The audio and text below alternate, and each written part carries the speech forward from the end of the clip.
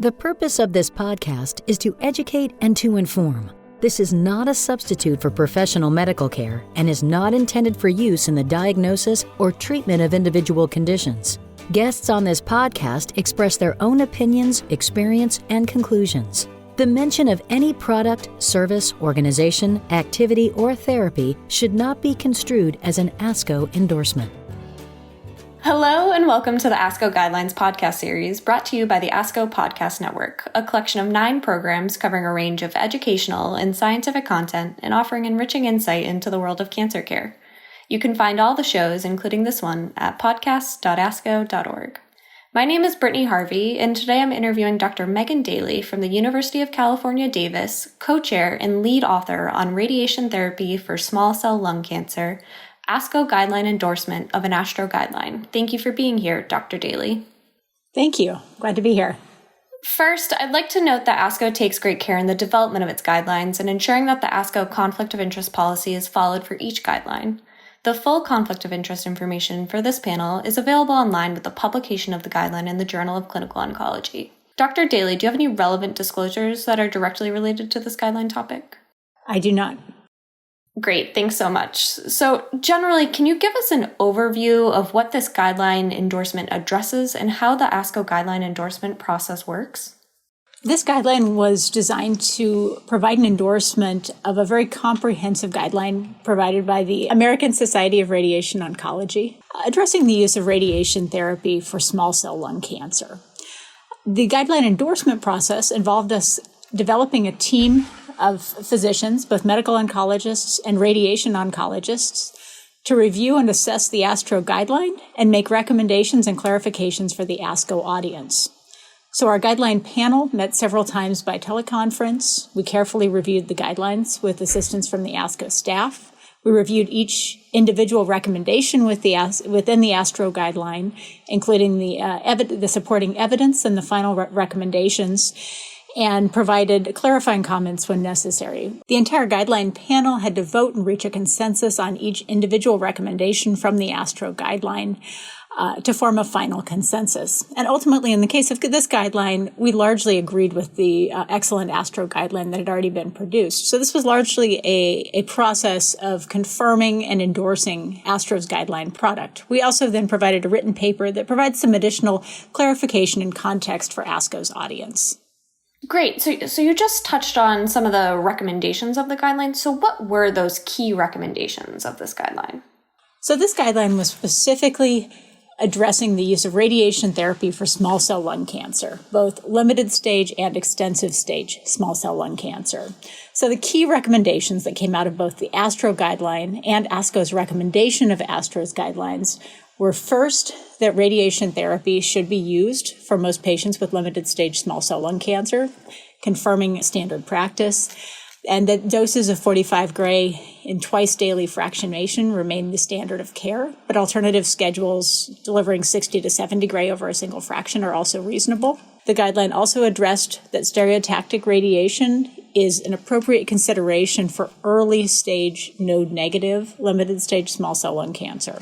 The guideline also addresses the use of prophylactic cranial irradiation and continues to recommend the use of prophylactic cranial irradiation for fit patients with limited stage small cell lung cancer, while recommending shared decision-making for other patients, including those with extensive stage disease or patients who might have contraindications to PCI for limited stage small cell lung cancer. And finally, the guideline also addressed the use of consolidative thoracic radiation in extensive stage small cell lung cancer, providing a recommendation that it be considered for well-selected patients with extensive stage disease.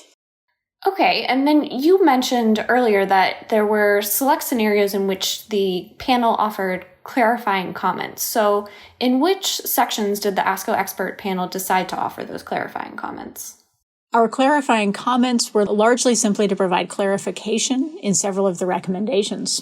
For example, in recommendation 1.2, where ASTRO recommends that it's important to maintain the dosage and timing of chemotherapy with radiation, and that timing is more critical for accelerated dose-intensive radiation, we clarified that dose-intensive radiation would be referring to twice daily hyperfractionated regimens.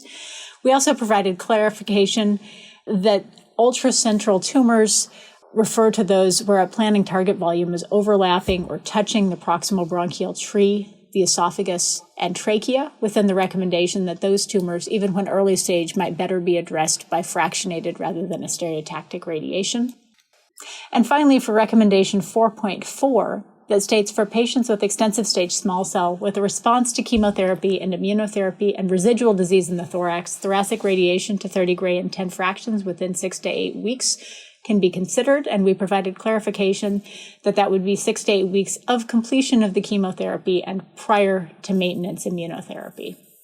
Great. Then it sounds like those notes will be key for the ASCO audience in interpreting and implementing these recommendations. So, in your view, what is the importance of this guideline endorsement, and how will it affect ASCO members?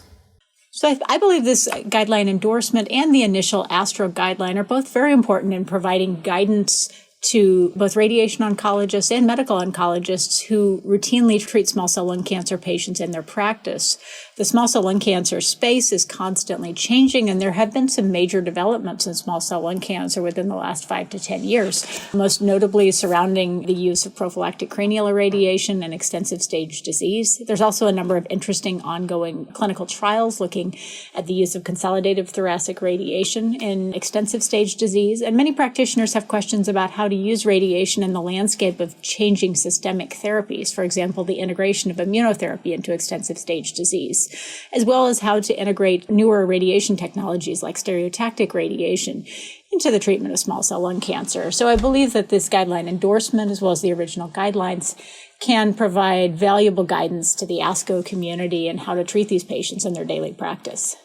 Great. And then finally, how do these guideline recommendations impact patients with small cell lung cancer? Hopefully, these guideline recommendations will help patients with small cell lung cancer receive standard of care, latest treatments incorporating radiation. And there's a number of areas where radiation has been shown to improve survival in small cell lung cancer. So we absolutely want to make sure that our patients are receiving the best possible care that incorporates all available treatment modalities and incorporates all the latest data. Great. Well, thank you so much for your work on this guideline endorsement, and thank you for taking the time to speak with me today, Dr. Daly. Yeah, Brittany, thank you so much. Glad to be here. And thank you to all of our listeners for tuning in to the ASCO Guidelines Podcast Series. To read the full guideline, go to www.asco.org/thoracic-cancer-guidelines. You can also find many of our guidelines and interactive resources in the free ASCO Guidelines app, available in iTunes or the Google Play Store. If you have enjoyed what you've heard today, please rate and review the podcast and be sure to subscribe so you never miss an episode.